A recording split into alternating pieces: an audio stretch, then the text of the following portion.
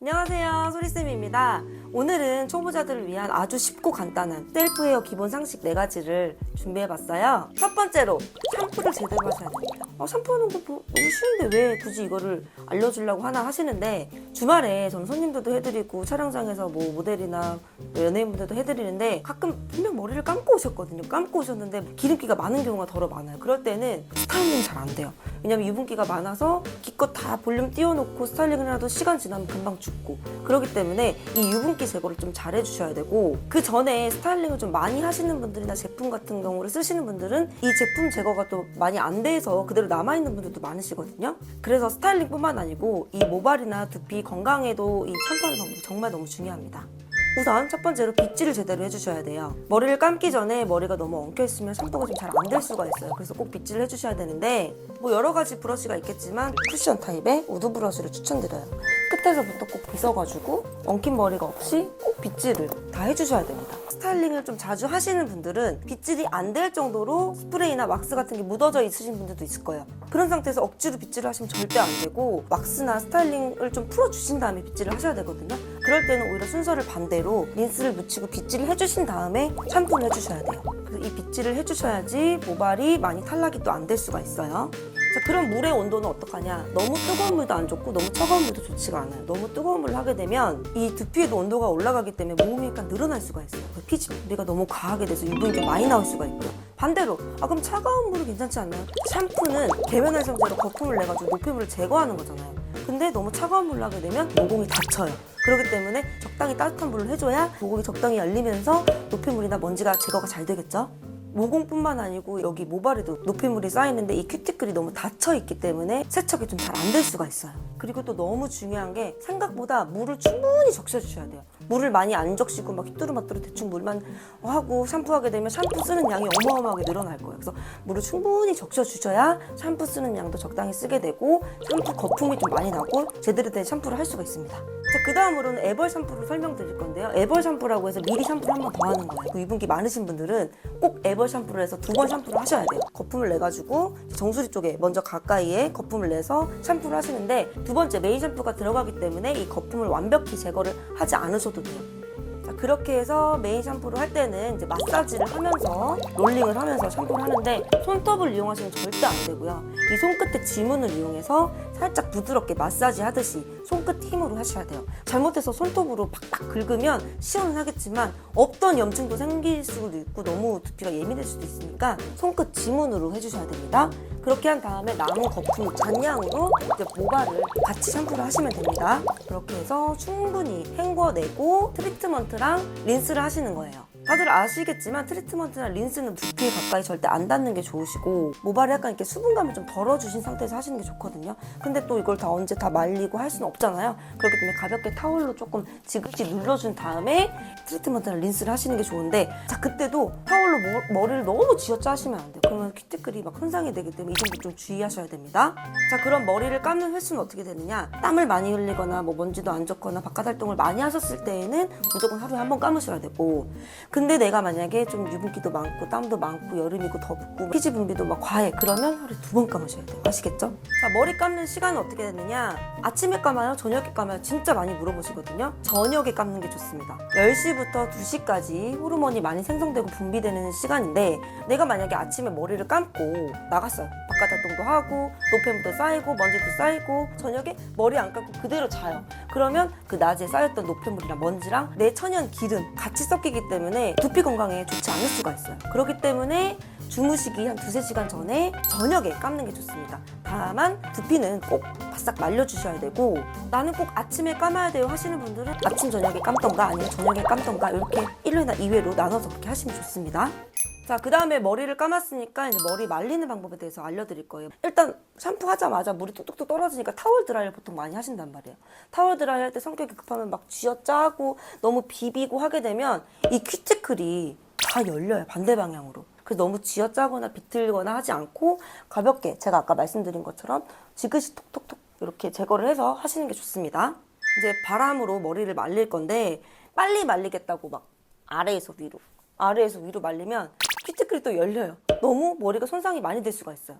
그렇기 때문에 꼭 위에서 아래로 말리는 습관을 꼭 들이셔야 됩니다. 그리고 마찬가지로 이 바람의 온도도 너무 뜨거운 바람보다는 적당히 따뜻한 바람으로 해주시는 게 좋은데, 보통은 이제 빨리 말려야 되니까 숱 많으신 분들은 뜨거운 바람 막 해서 말린단 말이에요. 근데 가급적이면 좀 찬바람이나 좀 섞여서 말려주시는 게 두피나 모발 건강에 좋아요. 아니면 시간 여유가 많으신 분들은 선풍기나 찬바람으로 말리시는 게 모발 건강에는 훨씬 좋습니다. 자, 그 다음으로 제가 알려드리고 싶은 거는 스타일링을 할 때 드라이기랑 고데기의 차이점을 좀 알려드리려고 해요. 왜 우리 드라이 할 때는 모발에 수분감이 20, 30% 있어야 되고 고데기 할 때는 수분감이 좀 없어야 되잖아요. 그렇기 때문에 바람이 나오는 고데기를 쓰실 때에도 꼭 적당한 수분감이 있어야 돼요. 근데 수분감 없이 바싹 말려놓은 상태에서 에어랩 같은 거 하면은 열이 잘 먹지 않거나 웨이브나 형태가 좀 이쁘게 안 나올 수가 있어요. 반대로 고데기는 수분감이 없는 상태에서 쓰셔야겠죠. 만약에 고데기를 할 때 머리를 바싹 말리지 않고 수분감이 있는 상태에서 고데기를 하게 되면 열이 일률적으로 먹지 않기 때문에 어디는 웨이브가 나오고 어디는 안 나오고 연기가 날 수도 있고, 그렇기 때문에 꼭 머리를 생각보다 바싹 말려주시고 고데기나 아이론 이런 거 하셔야 돼요. 자, 그래서 고데기 보실 때 어려우신 분들은 바람이 나오는지 안 나오는지 그거 보시고, 바람이 나오는 고데기는 드라이의 원리다, 바람이 안 나오는 건 고데기 아이론이니까 머리를 바싹 말리고 하시면 돼요. 아, 그리고 또 진짜 많이들 질문해 주시는 게 플랫 고데기 사야 되나요? 봉 고데기 사야 되나요? 하는데 역할은 너무 달라요. 원형 고데기로 스트레이트 머리를 쫙쫙 필 수 없겠죠.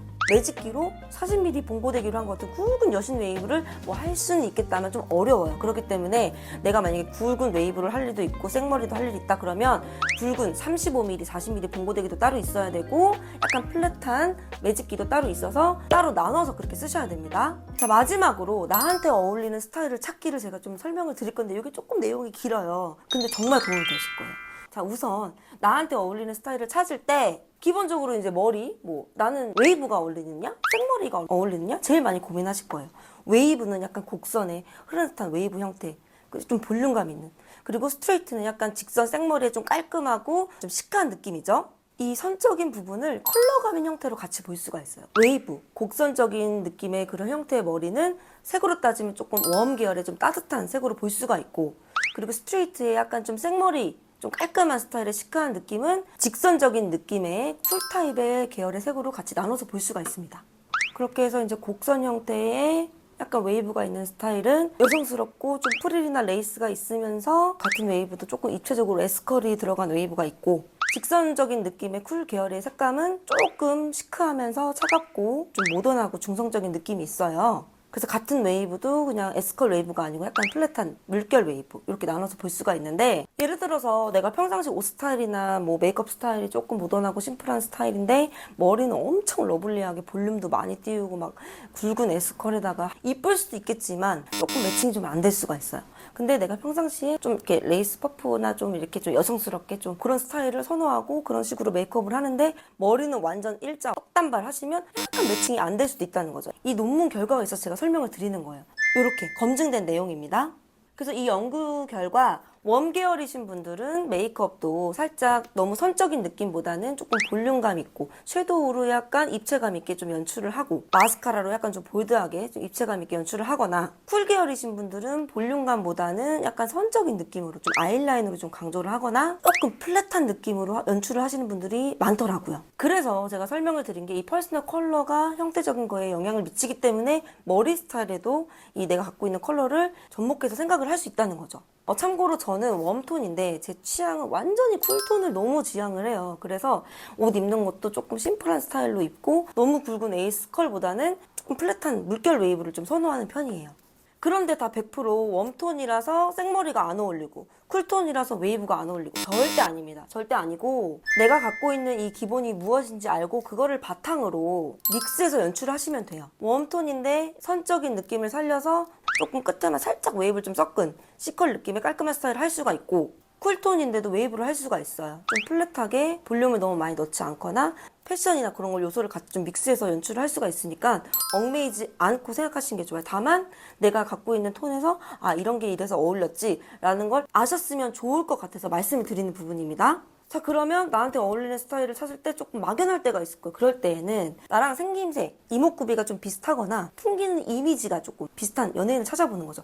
저 같은 경우도 저는 이제 5대5 가르마를 좀 선호하고 쿨톤인 느낌을 선호해서 닮았다는 게 아니라 제가 좀 이렇게 이미지가 비슷한 연예인을 찾아서 이제 청아 씨 스타일 같은 것도 많이 참고해서 이렇게 보거든요. 그렇게 해서 저는 좀 이렇게 참고를 좀 많이 하는 편인데 이 얼굴뿐만 아니고 목선이나 전체적인 형태감도 같이 비율을 보는 것도 너무 중요합니다. 이 헤어스타일 찾을 때도.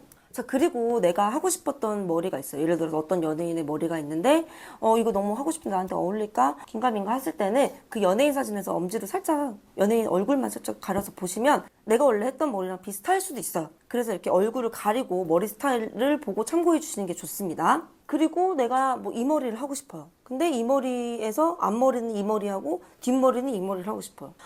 이것도 아니고 뭐도 아니고 중구난방 스타일도 뭐가 안 나와요. 이 머리를 하고 싶을 때 이 머리의 뒷머리는 이유가 있거든요. 그리고 이 뒷머리를 했을 때 이 앞머리 이유가 분명히 있어요. 그래서 너무 여러 가지 스타일을 섞어가지고 욕심내서 안 하시는 게 좋다라고 말씀을 꼭 드리고 싶습니다. 자, 이렇게 해서 오늘 준비한 영상은 여기까지입니다. 오늘도 부족한 영상 끝까지 봐주셔서 너무 감사하고 궁금하신 점 댓글 달아주세요. 구독과 좋아요, 알림 설정 부탁드릴게요. 감사합니다.